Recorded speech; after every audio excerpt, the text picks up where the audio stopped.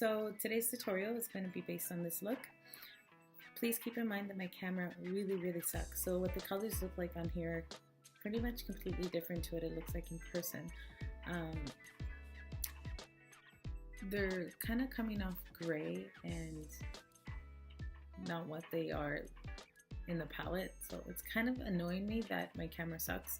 But nevertheless, it's about the application, and you can really use any color that you want. You know, as long as you get the application right, then that's all that matters. I am going to attach pictures though, because I find that helps for you to see what colors I really used and how they actually look.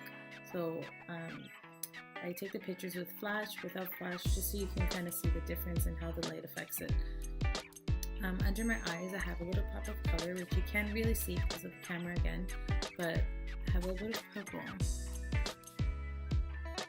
Okay, so it's kind of like a reddish purple. Over here it looks purpley black, but that's okay. I did put a little bit of black in the waterline anyways. My contour is a bit strong because, once again, this is something I wouldn't wear at daytime. I wouldn't go out like this. It's a little bit too much. But to go out, you know, for dinner, to a club, whatever you're going to do, I think this.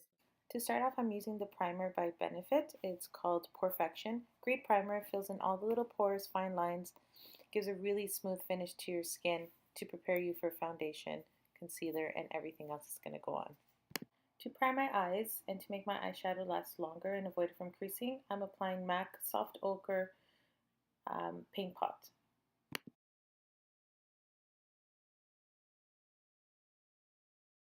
To start off my eyeshadow work, I'm going to apply a pale pink color, mostly concentrated on my lid, and then whatever's left of my brush, I'm going to be brushing all over my eye, all the way to the top of your brow bone.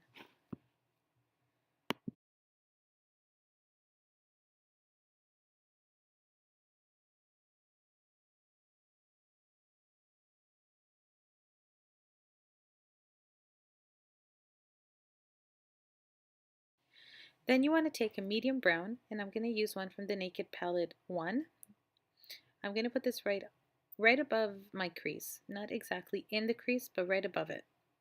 So this is almost going to act as a transition color from the crease to your brow bone highlight. To apply this, you want to use a slightly fluffy brush, not too fluffy, and the key is to blend. So once you apply this, you just want to blend it out a little bit. Next, I'm going to go with a darker brown and put this right inside the crease. It's going to look really bold and really sharp, but it's all about blending. You want to blend this out after. Don't get discouraged if you feel like it's not blending. Just take your time and make sure you're using a fluffy brush to blend. The fluffier the brush, the better it is to blend your eyeshadow. So just take your time and it's okay if it looks a little bit messy at first.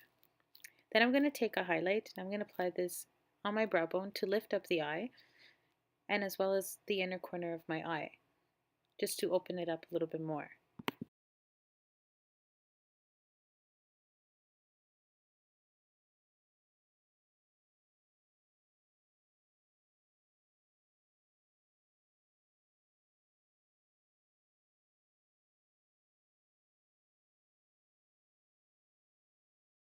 Okay, so now I'm going to build up this eye, make it a little bit more intense. When adding black, if you're not completely comfortable with adding such an intense shade, build your intensity gradually. I'm applying this at the outer corner of my eye and a little bit onto the crease and going in an upwards motion to lift up my eye. This is also giving a cat eye effect. Please don't forget to blend. Remember, use your fluffy brush and blend out the black. Black always needs to be blended.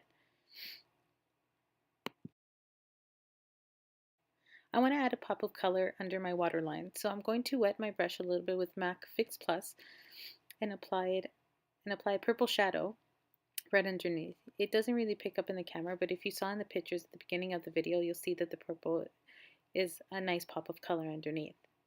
I could add black, but I thought the purple would look a little bit nicer and add a little bit more character to the smoky eye. To fill in my eyebrows, I'm using Anastasia Beverly Hills Dip Brow in medium brown. To fill in my eyebrows, I like to use my spoolie brush, comb my hairs down. This way I can really see the shape of my natural eyebrows, and then work the brush, my angle brush, with the product onto it. Do little strokes. The smaller the strokes, the more it tends to look like hair instead of just really harsh lines onto your eyebrows. An angle brush is really key to this, to filling in your eyebrows. Anastasia also sells one with the product, but you can use any angle brush as well. Your makeup probably doesn't look that fantastic right now, and looking at my video, it doesn't look that great. But once you clean everything up, you start to really see what the finished product will look like. You want to clean up all underneath the eye with some concealer, applied with a brush or applied with your fingertips, and then blend it out with a sponge. A beauty blender would be preferred. I'm using a Real Techniques sponge. This is just a cheap alternative to a beauty blender, although the beauty blender is the best recommended sponge to use. You want to use this sponge wet. It really helps you to blend everything out a lot better. You want to use the flat or the pointy part of the sponge to clean up that area right outside your inner corner to create a sharp edge. Usually I would do this step before my concealer so that the concealer can clean it up a little bit, but whatever, I did it after. Is you want to apply your black liner. I like to use a gel liner. I find I get more precision using a brush and the gel liner, and I really like the consistency. I'm going to create a wing liner, and a pretty big wing because I want this to be a dramatic look. So a bold liner. Do little strokes if you're not comfortable doing this, and take your time. So my approach with this tutorial is that I wanted to show you that you can also create these looks with inexpensive products. They are still very good products. I just personally don't like to use them for professional use, but if it's just for me, why not? And this foundation here is by L'Oreal. It has a matte finish, so if you do have dry skin, I would consider maybe getting not a matte finish foundation. I'm going to use the Real Techniques sponge to blend this out, and it of course is damp to help me blend it better. Next I'm going to apply banana powder. This is by Ben Nye. This is going to create a nice highlight. Now I'm applying a generous amount, and then I'm going to brush it off after. This is also going to set the foundation I applied, and as well as the concealer.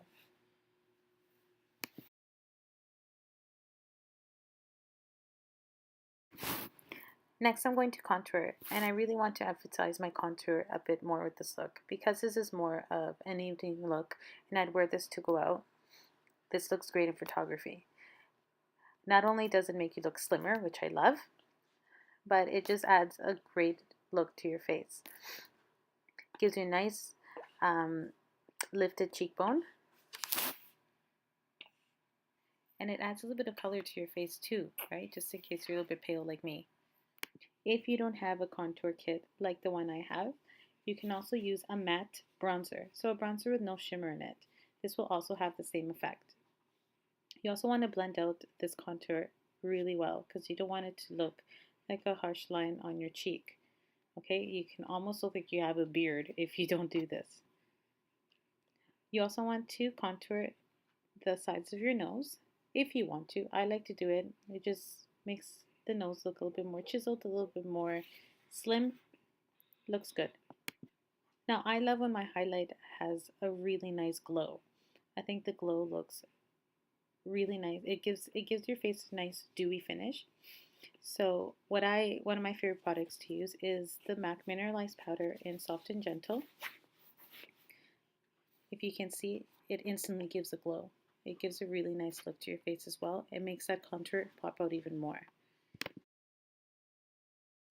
I highly suggest to everybody who gets lashes to invest a little bit more in what you usually spend on lashes and get a pair of mink lashes. They look great, natural, and super pretty.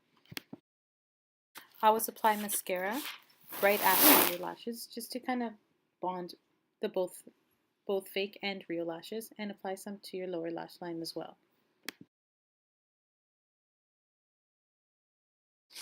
Now your choice of lips can be whatever you want it to be. Just, if your eye makeup is a little bit strong, you might want to tone it down a bit on your lips.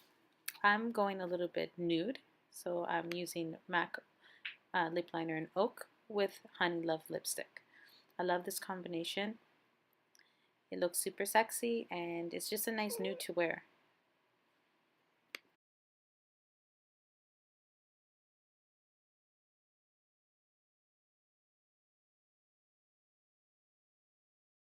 Anyways, thanks for watching. I really appreciate that you guys watch and request tutorials from me. They're fun for me. I love doing my makeup.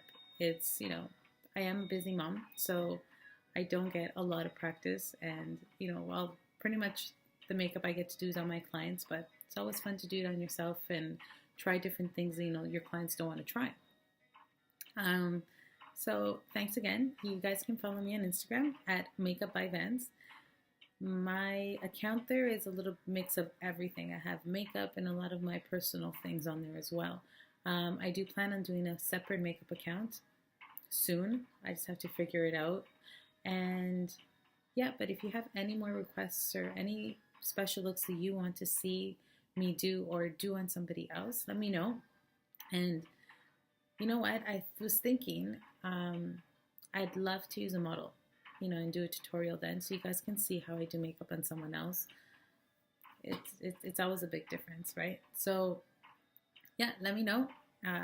Instagram, Makeup by Vans, or subscribe here and comment on my video, whatever you want to see. Thanks, guys.